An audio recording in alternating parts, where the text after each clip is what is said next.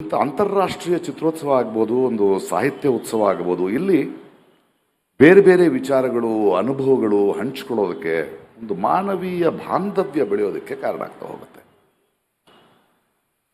ಆದರೆ ಇತ್ತೀಚೆಗೆ ನಾವು ಬೆಂಗಳೂರಿನ ಚಲನಚಿತ್ರೋತ್ಸವಕ್ಕೆ ಬಂದಾಗ ಇದರಲ್ಲಿ ರಾಜಕೀಯ ಪ್ರವೇಶ ಮಾಡಿದೆ. ಇಂತಹ ಅದ್ಭುತವಾಗಿ ನಡ್ಕೊಂಡು ಬರ್ತಿದ್ದಂತಹ ಈ ವರ್ಷದ ಉತ್ಸವಕ್ಕೆ ಪ್ಯಾಲೆಸ್ಟೇನಿಯನ್ ಸಿನಿಮಾಗಳನ್ನು ನಮ್ಮ ಕೇಂದ್ರ ಸರ್ಕಾರ ಪ್ರದರ್ಶನ ಮಾಡೋಕ್ಕೆ ಬಿಡ್ತಾ ಇಲ್ಲ. ಅಂದರೆ ಏನಿದು? ಇದರ ಪ್ರತಿರೋಧ ನಾವು ಹೇಗೆ ಮಾಡಬೇಕು? ಒಂದು ಸರ್ಕಾರವಾಗಿ, ಮುಖ್ಯಮಂತ್ರಿಗಳಾಗಿ ನೀವು ಒಂದು ದೊಡ್ಡ ನಿಲುವನ್ನು ತಗೊಳ್ಬೇಕು ಅಂತ ಒಬ್ಬ ರಾಯಭಾರಿಯಾಗಿ ನಿಮ್ಮನ್ನು ಕೇಳ್ಕೊಳ್ತಾ ಇದ್ದೇನೆ. ಯಾಕೆಂದ್ರೆ ನಮ್ಮ ನಾಡಿನ, ನಮ್ಮ ಮಣ್ಣಿನ, ಕಣ್ಣೀರಿನ ಸಂತಸದ ಕಥೆಗಳಾದ ಹೃದಯದ ಹಣಿತೆ ಅನ್ನೋ ಒಂದು ಪುಸ್ತಕ ಬೇರೆ ಭಾಷೆಗೆ ತರ್ಜುಮೆಯಾಗಿ ಬೂಕರ್ ಪ್ರಶಸ್ತಿ ಬಂದರೆ ಸಂಭ್ರಮಿಸುವ ನಾವು, ನಮ್ಮ ನೆಲಕ್ಕೆ ಇನ್ನೊಬ್ಬರ ಕಥೆಗಳನ್ನು ತರುವುದಕ್ಕೆ ಆಗೋದಿಲ್ಲ ಅನ್ನೋ ನಿರ್ಬಂಧವನ್ನು ನಾವು ಹೇಗೆ ಒಪ್ಕೊಳ್ಳಿಕ್ಕೆ ಸಾಧ್ಯ?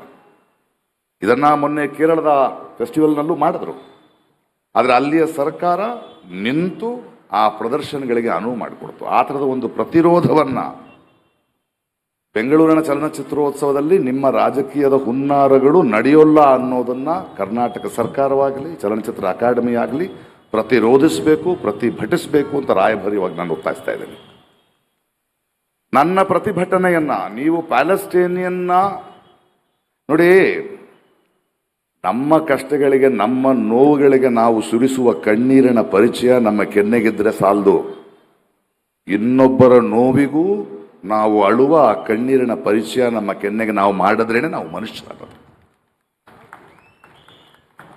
ನೀವು ಪ್ಯಾಲೆಸ್ಟೀನಿಯನ್ ಸಿನಿಮಾಗಳನ್ನು ಇಲ್ಲಿ ಪ್ರದರ್ಶಿಸಕ್ಕೆ ಬಿಡದೇ ಇದ್ರೆ ಈ ವೇದಿಕೆಯಲ್ಲಿ ನಾನು ಅಲ್ಲಿಯ ನೋವನ್ನ, ಅಲ್ಲಿಯ ಪದ್ಯವನ್ನ ಓದ್ತೇನೆ.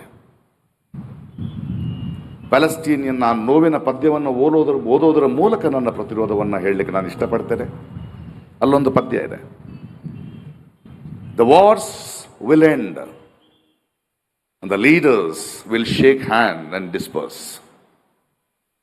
but that old lady will still be waiting for her son, and that woman will be waiting for her husband, and the children would be waiting for their heroic father.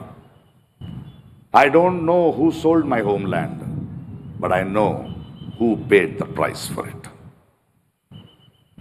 ಯುದ್ಧಗಳು ಕೊನೆಗೊಳ್ಳುತ್ತವೆ, ನಾಯಕರು ಕೈಕುಲುಕಿ ತೆರಳುತ್ತಾರೆ. ಆದರೆ ಆ ವೃದ್ಧೆ ತನ್ನ ಮಗನಿಗಾಗಿ ಕಾಯುತ್ತಿರುತ್ತಾಳೆ, ಆ ಹೆಣ್ಣು ಮಗಳು ತನ್ನ ಗಂಡನಿಗಾಗಿ ಕಾಯುತ್ತಿರುತ್ತಾಳೆ, ಆ ಮಕ್ಕಳು ತಮ್ಮ ವೀರನಾದ ಅಪ್ಪನಿಗೋಸ್ಕರ ಕಾಯ್ತಾ ಇದ್ದಾರೆ. ನನ್ನ ಮಣ್ಣನ್ನ, ನನ್ನ ಮಾತೃಭೂಮಿಯನ್ನ ಮಾರಿದವರು ಯಾರೆಂದು ನನಗೆ ಗೊತ್ತಿಲ್ಲ, ಆದರೆ ಅದಕ್ಕೆ ಬೆಲೆ ತೆತ್ತವರು ಯಾರೆಂದು ನನಗೆ ಗೊತ್ತು. ನೋಡಿ, ಒಂದು ಅದ್ಭುತವಾದ ಹೃದಯವಂತಿಕ ಸರ್ವ ಜನಾಂಗದ ಶಾಂತಿಯ ತೋಟ ಅಂತಿವೆ. ನಮ್ಮ ವಿಜಯನಗರ ಡಿಸ್ಟ್ರಿಕ್ಟ್ನಲ್ಲಿ ಒಂದು ದೊಡ್ಡ ಕೆರೆ ಇದೆ. ಆ ಕೆರೆಗೆ ಅಂಕ ಸಮುದ್ರ ಅಂತ ಹೆಸರು.